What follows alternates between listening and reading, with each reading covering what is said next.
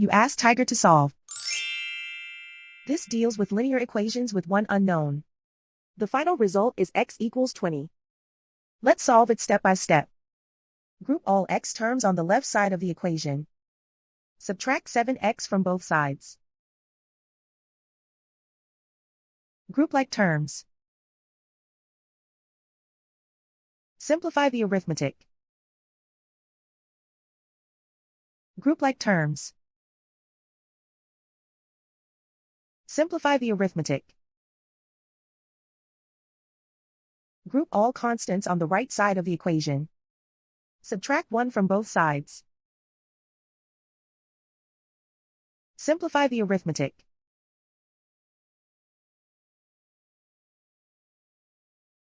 Isolate the x. Divide both sides by -5.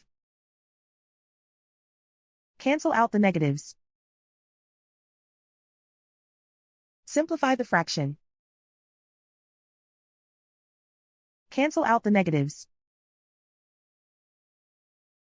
Find the greatest common factor of the numerator and denominator. Factor out and cancel the greatest common factor. And so the final result is x equals 20.